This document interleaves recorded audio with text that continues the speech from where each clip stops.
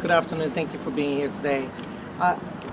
We are in the midst of a national epidemic. I'm not referring to the pandemic going on with the coronavirus. I'm referring to an epidemic dealing with the shooting and killing of unarmed black people in the United States of America. We find ourselves yet again in a situation where an unarmed black man was shot in the back. That's undisputed. It is also undisputed that Tyrese had no weapon on him. Not only did he have no weapon on him, he had no weapon around him. He did not have any weapon, any gun, any knife, anything that could be reasonably conceived to be a weapon within 5-mile radius of him. And yet he was still shot. And it begs the question, why? We find ourselves yet again in the midst of another senseless shooting of a young black person. And it makes no sense. Now, we're thankful to the mayor of Rockford for at the very least asking for body cameras to be instituted. I believe he asked for that this morning. And it's never too late to be on the right side of history. Though I'm sure Tyrese's parents wish they were instituted earlier on. And that's really not the point. And you're going to hear from his mom and his dad. What they really want is transparency, which they haven't been getting at all. Have you been getting transparency? No. Have you been getting transparency? Has anyone been getting transparency? No. And so we're looking for transparency. And not only that, they've been informed that the shooting is under investigation. And my question is, what are we investigating? We have a situation that involved, at the very least, a traffic stop or fleeing and eluding. No violence is being alleged. This situation should have ended up with a traffic ticket at the least and an arrest for a misdemeanor at the most, not a shooting in the back. So what are we really investigating? Tyrese is not being accused of having a gun or a weapon on him. We know the police officer shot him in the back. The only investigation that we're asking for and the family is asking for is a criminal investigation into the police officer's conduct. Is this the first time he's shooting someone in the back? Has he had other complaints about him, against him, involving excessive force? Those are the questions that need to be asked. It is offensive to the family, hearing that they're investigating the shooting when everybody knows the facts around the shooting. It's not being disputed. The state's attorney's office came out indicating that Tyrese was shot in the back at least twice and indicated that they didn't find a weapon. So what are we investigating?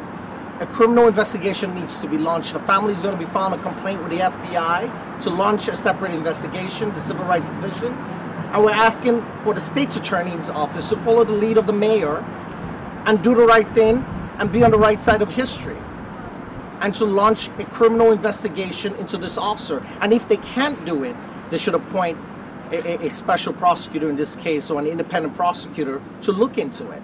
This has to stop. A traffic stop has ended now with a young man fighting for his life. I cannot even assure you, and I hate saying this in front of the parents, I don't know if Tyrese is going to make it, and we're praying he does. But I've been informed this morning by the hospital through the family that he has surgery today. And so we don't even know if he's going to make it. And we pray he makes it. We're all praying. But this needs to stop. We have the vaccine for this epidemic. And it's police reform. It's body cameras. It's proper training. It's implicit bias training. It's getting the bad cops off the street. It's instituting proper reforms. That's the vaccine. We don't need to wait for Regeneron to give us a vaccine, or any of the scientific companies, or we don't need clinical trials. We know what to do. It's going hard against bad police officers. And I used to be a prosecutor in Cook County. And it needs to stop. And at this point, I'll let the family speak. First, I just want to start off by saying I want to thank everybody for being here publicly. There's been a lot of support from the community, from people that I've never met in my entire life. So I just want to thank on behalf of my family and extended family for everyone coming together as a community to realize there is a problem, and it's the police brutality that our city has been dealing with for a long time. And not only our city, but all over the United States, there's family that's being affected by the same issue that I'm dealing with right now. So today, our family is going to stand up and we're going to take back our community, and we're going to fight for justice, not only from here in our own town in Rockford, Illinois, but all over the world where there's other families that are suffering from the same event every single day. I just ask that everybody, excuse me, I'm nervous, you all, so I do apologize. I just ask that everyone remember that he's innocent until proven guilty. And no matter what the circumstances were, my son is laying in a hospital bed right now fighting for his life by himself. No one's at his bedside but those nurses and those doctors.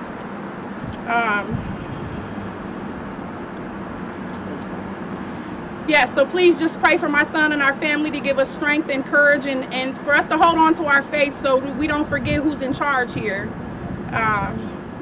And the police officer, if you're somewhere watching, I just want you to know how much you've affected our life and how much pain you've brought not only to my heart but in my soul. I do pursue an investigation is going to come upon you. So we are looking, so just beware that we are looking to prosecute you for the wrongful that you've done behind your actions and have caused our family with this tragedy. So I'm gonna break it up, and I'm gonna let Dad step in and say a few words. But I just need encouragement. Everyone stay together as a community. Don't turn your backs on each other, because at this point we all are. This is all we have is each other.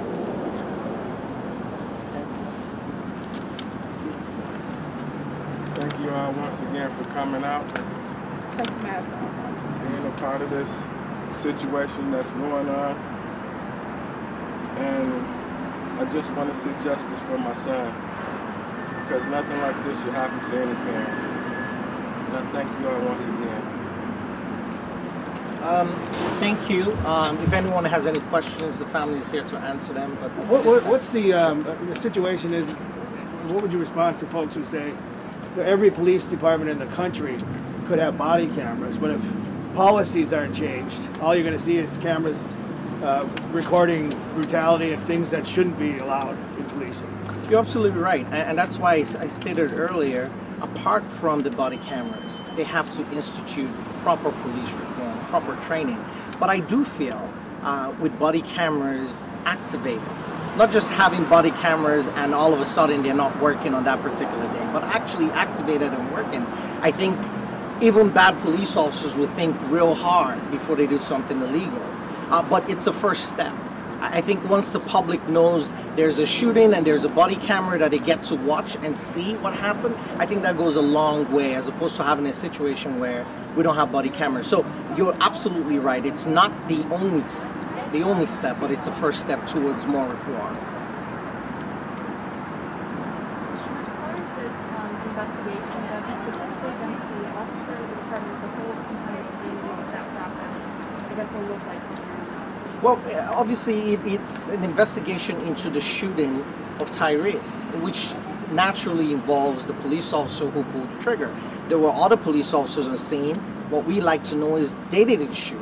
They didn't feel the need to shoot. Why this particular police officer? What's going on with him? And I don't know. We want to find out. And, you know, we want transparency. We want to find out what's going on. You know, and so obviously if there's a problem, if there's an environment created by the police department that allows for this conduct to go unchecked, then absolutely there needs to be a wider investigation and a better reform instituted for the police department. There were some conflicting reports early on. We heard that Tyrese was involved in a non-life-threatening situation, and then we heard he was in stable condition and critical.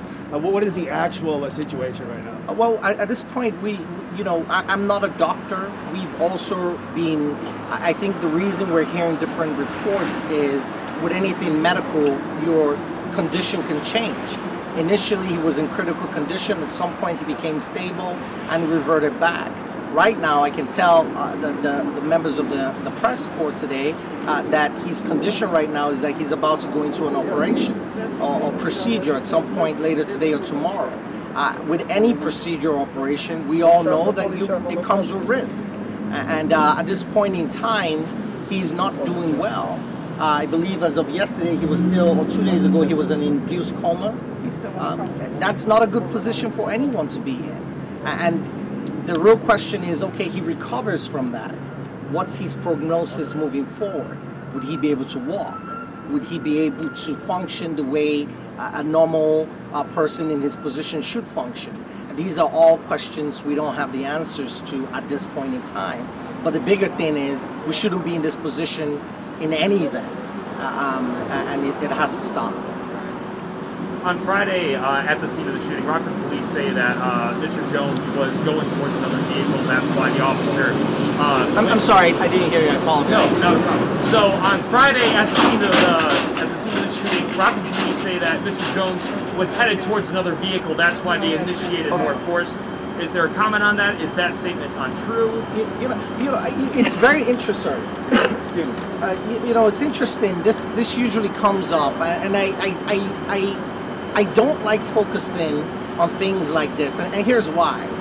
Because when we focus on things that are not relevant to the actual event, what's relevant to the actual event is, in order to use deadly force, was Tyrus posing a deadly threat to the police officers? And from every press conference, every statement from the state attorney's office, it's clear that he was not. And so, you know, this is what usually happens in these cases, where we have a situation, we know the standard, which is you can use force, you can use deadly force if there's deadly force towards you.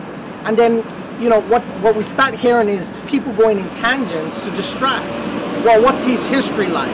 What did he do when he was 12 years old? Did he take candy from the fridge? Does he have a warrant? He was a bad boy in school. He never said good morning, and that has nothing to do with the fact that we live in the most, supposedly, the #1 democratic country in the world. We spend millions of dollars, the United States, sending out people, the State Department, to train developing nations on better police practicing. They did it in Afghanistan. So why should we, in our own backyard, have a situation where police officers feel they're entitled to shoot people in the back, and they think they will get away with it by saying, oh, he had a criminal record, oh, he did this, oh, he was rude to me? That's wrong. And that's why I hate going into that. What we do know is he had no weapon on him. They didn't find a weapon in him. The other police officers didn't shoot. The other police officers, to my knowledge, didn't even unholster their weapons.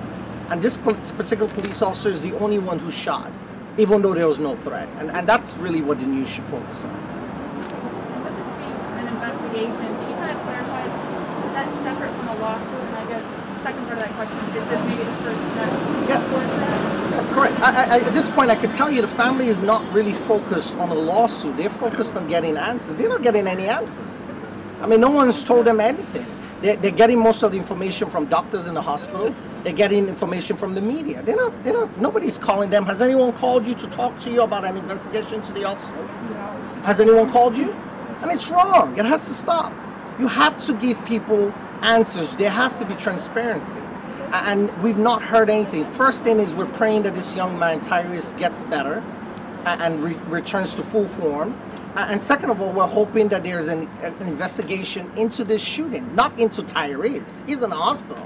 He's going through his own battle right now. And so those are the first two steps we want to take before we even get into a lawsuit. Definitely somebody is going to have to be responsible and held accountable for the shooting. But really, we want him to get well, and we want an investigation at this time. Any more questions? Okay, thank you.